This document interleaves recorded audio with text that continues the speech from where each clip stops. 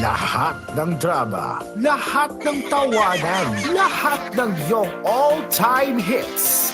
Ang tanging huntahan ng Masang Ngamaw. Number 1 sa Mega Manila, nationwide pa.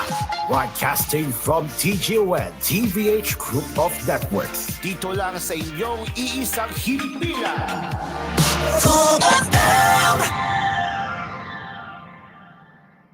You are listening to Cool FM, live from Cool Studios. This is Cool News at 6.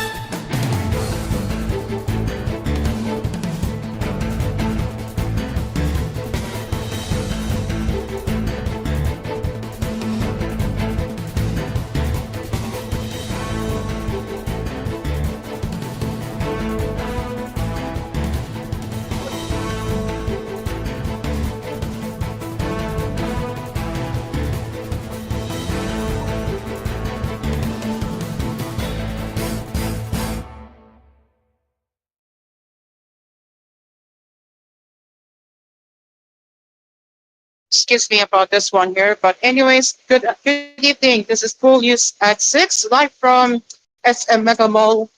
I'm Cairo. Let's get into the headlines for tonight.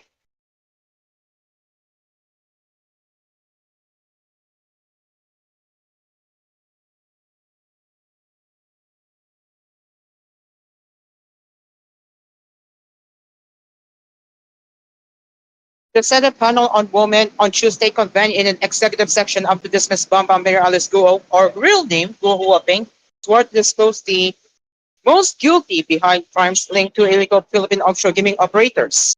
During the hearing, Senator J.B. Erjosito asked Guo if she is the mastermind behind crimes linked to Pogos and whether she is willing to disclose the persons involved. Your Honor, hindi po ako mastermind. Masasabi ko po, isa po akong victim. Guo replied. Erjosito then asked Guo if she is being used by an international crime syndicate. It's not that I was used, if ever, if I may have helped in any way. It's because I am a helpful person. If I contributed, that's all there is to it. But regarding the activities that were done or the allegations, I am not involved. Guo also said that she is not guilty and the committee might already know who the mastermind is at this point. Your Honor, I think sa tagal po ng investigation, alam natin po ng committee po, especially chaired by our Madam Chair, who's really at the back of everything po, she said. Erjosito also nudged Guo to tell all she knew in the executive session. You have the opportunity to disclose all the people behind this. You're claiming that you're the victim, but let's also pity those who have been victimized by Pogos, Erjosito told Guo. He then explained that what the Senate convenes in executive session, senators can't disclose to the public the details discussed. Are you willing to unmask the most guilty? Erjosito asked. Guo answered yes. Panel head Senator Rizal Ontiveros and Senate President Pro Tumbora Jinko Estrada in the previous hearing expressed hesitance to submit the chamber to Google's request, saying that they may have not seen any reason to believe that Google would provide them reliable information that would merit them to grant an executive session.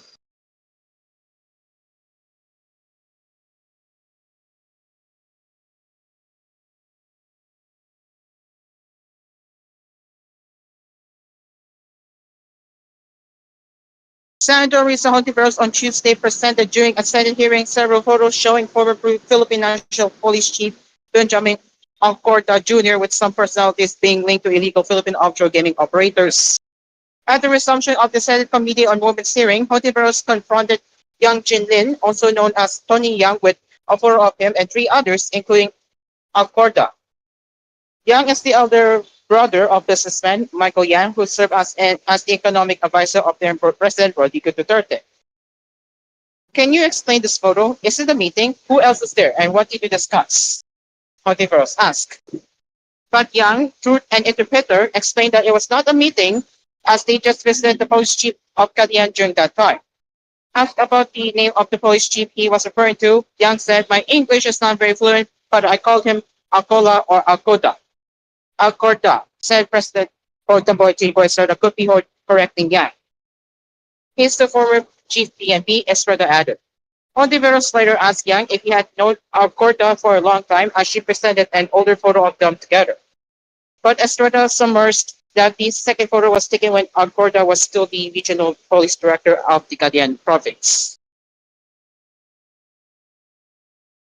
Matagal na po ba kayong magkakilala? Ontiveros pressed, yeah.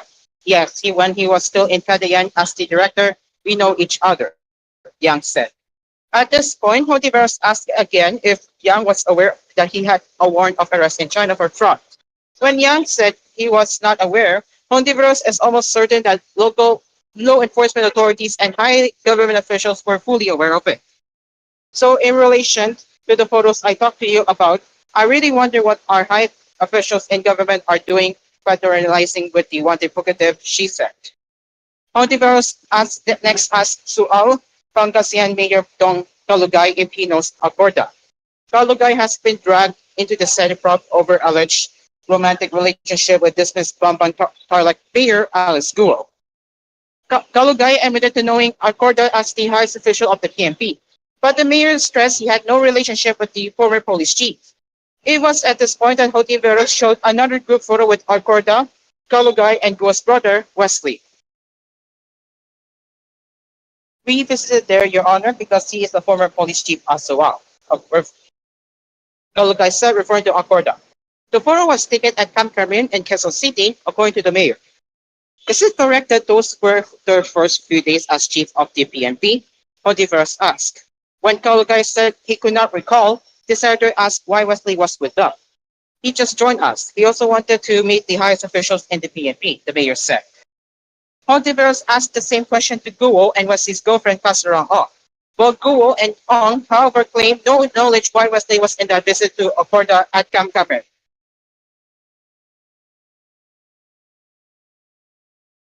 Jomalik Island served as a playground for Philippine offshore gaming operators Pogo bosses from Pampang Tarlac due to the local government's alleged family ties with Alice Guo's real name, Guo Huaping, who accused Senator Risa Hontiveros said on Tuesday.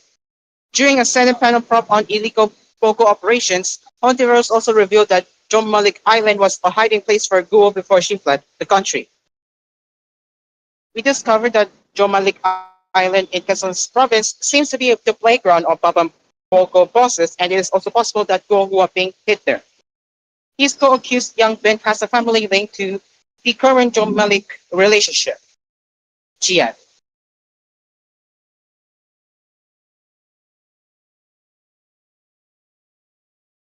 Tony Yang, who is connected with the illegal online gaming facility allegedly owned by dismissed Mayor Alice Guo, admitted during a Senate probe on Tuesday that he also goes by the name Antonio Mastorado Lim. During the hearing, Yang said that his real name is Yang Jin Yin, but he used the alias Antonio Lim on all Philippine government documents. In the government documents, I only use Antonio Lim and no other name, Yang said in Mandarin, as translated by an interpreter. But Senator Risa Hontiveros pointed out that he used different names on separate documents. He used Yang Jinlin on his alien certificate of registration, Antonio Master Lim for a driver's license, then only Antonio Lim for his tax identification number. It is not true that you only use one name, you change it to another, and then you have profited from changing your name and nationality here in your various submissions at your convenience, said Hontiveros. You're only Filipino when it benefits you, she added. Yang explained that he used an English name to start a business in the Philippines and to apply for business permits and unnecessary documents. Precisely, so for the record, Mr. Yang has confirmed that he is also Antonio Mastorado Lim, aside from Tony Yang and Yan Jin Lin, Hontiveros said.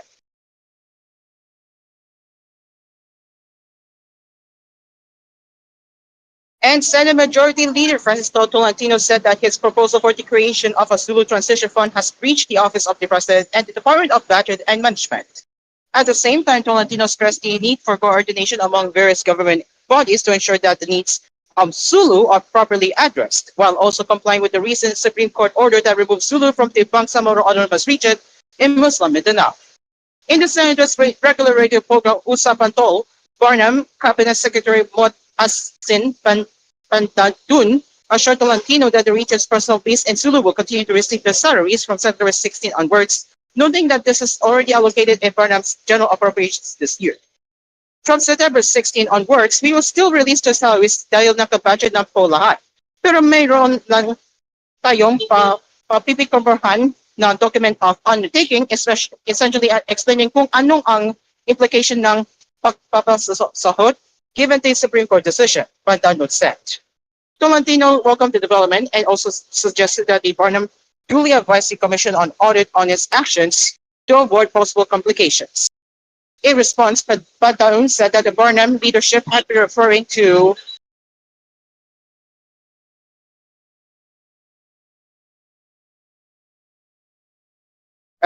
hello.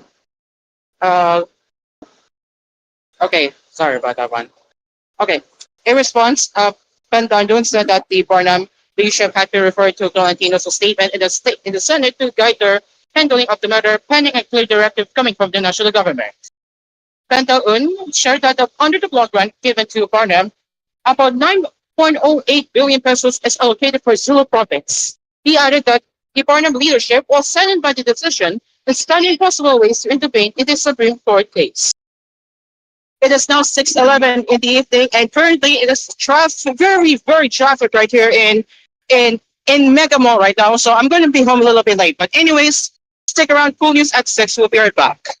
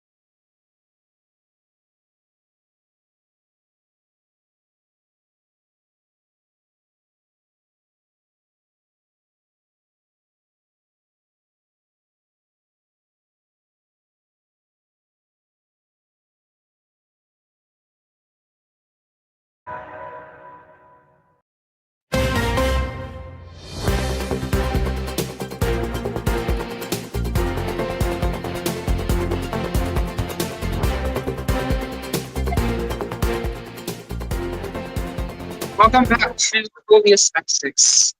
Okay, so give me one moment here. Hopefully, you don't hear any copyright. I'm at cafe here. Okay, let's continue with the headlines.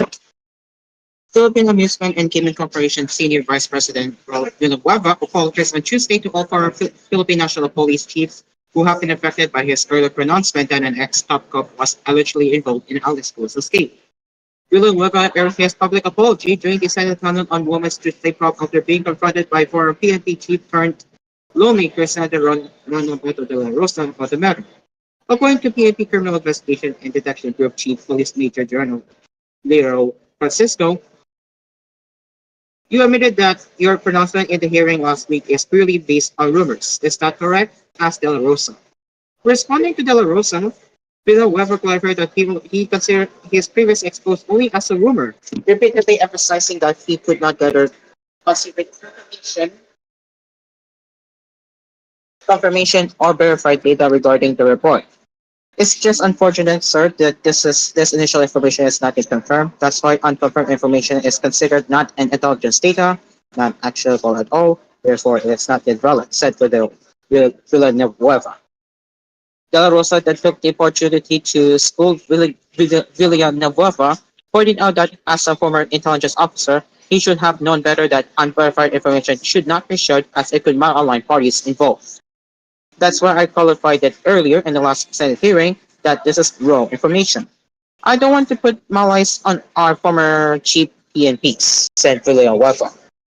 I'm sorry if that's how our chief PNPs interpreted it, but I hold them in respect because each of these chief PNP has their own legacy in the PNP institution. De La Rosa then asked Villanueva if this meant that he was issuing a public apology, to which the latter replied, "Yes, Your Honor," to say it very bluntly.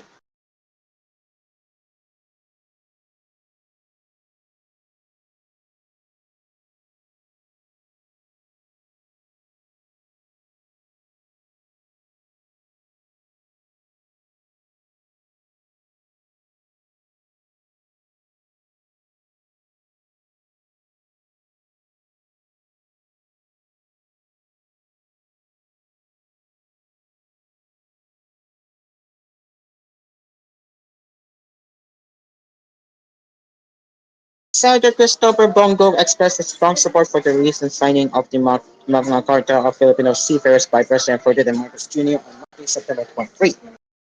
The newly signed Law Republic Act No. 12021 seeks to protect and enhance safety rights and welfare of Filipino seafarers, ensuring that they receive fair treatment both at sea and offshore.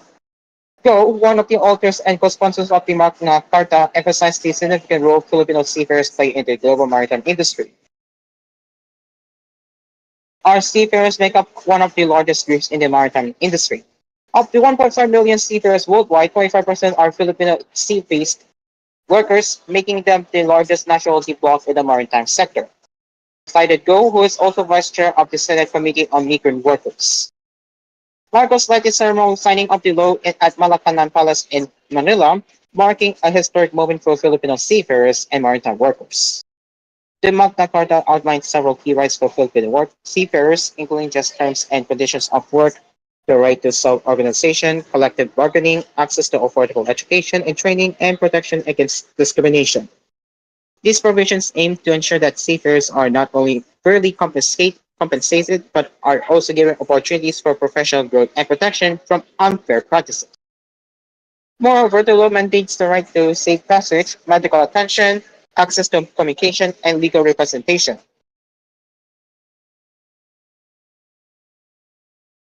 Especially in cases of maritime accidents. It also ensures that Filipino seafarers receive proper certification of their employment records, a crucial document for further career opportunities. In addition to safeguarding their rights, the law also highlights the responsibilities of seafarers. Among them is the duty to adhere to their employment contracts and perform their duties diligently while aboard the vessel.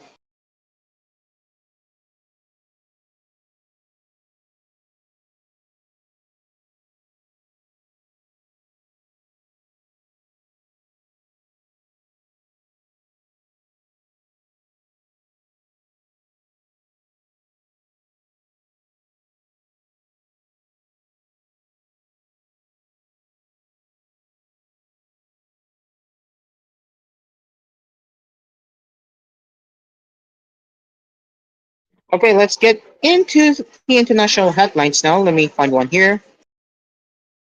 Scientists in New Zealand said Tuesday they have discovered a new species of ghost shark, a type of fish that prowls the Pacific Ocean floor hunting prey more than a mile down. The Australasian narrow-nosed spokefish was found living in the deep waters of Australia and New Zealand, according to scientists from Wellington-based National Institute of Water and Atmospheric Research. The the specimens were discovered during research in the Chatham Rise, an area of the Pacific which stretches around 1,000 kilometers east near New Zealand's Sword Island.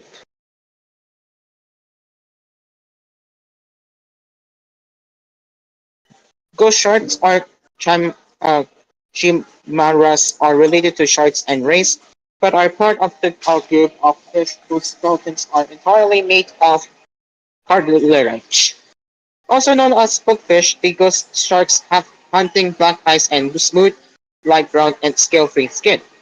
They feed off crustaceans at depths of up to 2,600 meters using their distinctive beak-like mouth. Ghost sharks like this one are largely confined to the ocean floor, said research scientist Rick Finucci.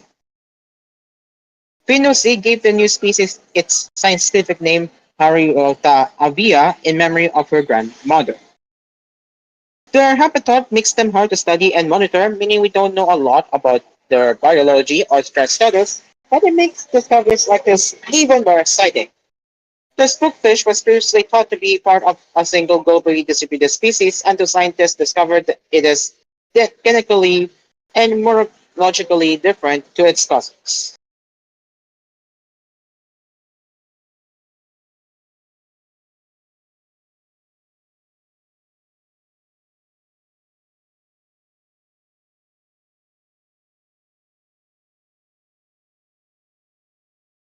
And finally, in entertainment news, the fans of Broadway circle the state. Disney's Tony Awards will take place on June 8th at its familiar home of Radio City Music Hall. Producers of the show announced the date and location Monday, September 23. For the last few years, the telecast has bounced around the city.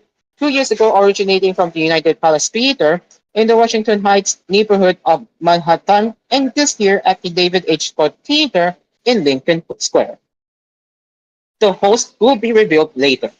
The 2025 awards will air live on CBS and stream on Paramount Plus.